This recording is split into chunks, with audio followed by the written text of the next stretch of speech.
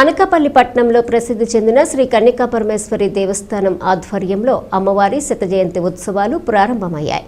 ఆలయ మంటపంలో విఘ్నేశ్వర పూజ, రక్షసూత్ర బంధనం, సూర్య నమస్కారాలు, నీరాజుల మంత్రపుష్పం, ఉత్సవాలు, హోమ కార్యక్రమాలు శాస్త్రోక్తంగా జరిగాయి. అనంతరం వెండిరథంపై నగర తిరువీధుల్లో మేళతాళాలతో అమ్మవారి ఊరేగింపు శోభాయాత్ర కండ్ల పండవ చేసింది. ఈ ఊరేగింపులో పులివేషాలు, దేవతామూర్తుల నేల డ్యాన్సు, కోలాట, పలు సాంస్కృతిక కార్యక్రమాలు, మహిళలైతే వాసవిమాత నామ సంకీర్తనలతో శోభాయాత్ర అలరించింది. రేజేటి శ్రీరామాచార్యులు, రేజేటి సీతారామాచార్యుల పర్యవేక్షణలో ఆలయ ప్రధాన అర్చకులు కొడమంచిలి వీరవెంకట సత్యనారాయణ మూర్తి బేబీ, కొండమంచిలి కమలాకర శ్రీరామ్ ప్రసాద్ కమల ఆధ్వర్యంలో జరిగాయి.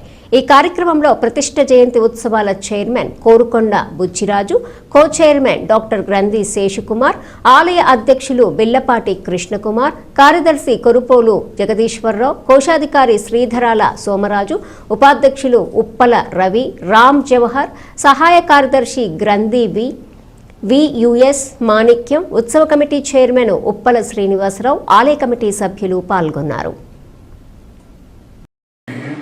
శ్రీ కన్యకా పరమేశ్వరి అమ్మవారి విగ్రహ ప్రతిష్ఠ జరిగి 100 సంవత్సరాలు పూర్తి కావస్తున్నందున పూజ్యులు శ్రీమాన్ రేజేటి రామానుజాచార్యులు వారి నిర్దేశం ప్రకారం 2024 ఫిబ్రవరిని ఈ శత జయంతి ఉత్సవాలు ప్రారంభించడం జరిగింది.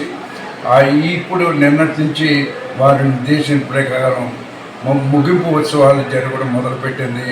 నిన్న ఉదయం దంపతుల పూజ, విఘ్నేశ్వర పూజ, పుణ్యాహవచనం, సంకల్పం అన్నీ కూడా జరిగి తర్వాత కన్యకా పరమేశ్వరి దేవస్థాన సంఘం అనకాపల్లిలో విగ్రహ ప్రతిష్ట శత జయంతి ఉత్సవముల సందర్భంగా గత సంవత్సరం రోజులు బట్టి పోయిన భీష్మ ఏకాదశి నాడు మన శత జయంతి ఉత్సవాలు ప్రారంభించాం. దాన్ని ప్రతి నెల కూడా అనేక విశేషమైన కార్యక్రమాలు తలపెట్టాం, చేసాం కూడా. అనేక ప్రజలు, అనకాపల్లి ప్రజలందరూ కూడా విశేషంగా స్పందించి వాటిలో పాల్గొన్నారు. అన్ని పూజా కార్యక్రమాలలో కూడా చాలా చక్కగా పాల్గొన్నారు. ఇక 4వ తారీఖున జరిగిన కార్యక్రమం గురించి అయితే అక్కడ రథసప్తమి. ఆ రోజు ముగింపు కార్యక్రమం యొక్క మొదటి రోజు ఉత్సవం జరిగింది. చాలా వైభవంగా జరిగింది.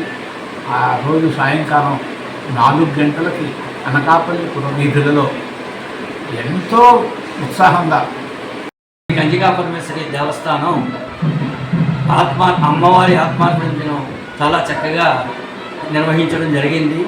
ఈ ఆత్మార్పణ దినాన్ని ఆంధ్రప్రదేశ్ ప్రభుత్వం వారు మన అధికారికంగా ఇది ఫెస్టివల్గా అనౌన్స్ చేశారు. దీనికి సంబంధంగా మన కొంతాల రామకృష్ణ గారు అనకాపల్లి ఎమ్మెల్యే ఈ కోలికి వచ్చి అధికార లాంఛనాలతో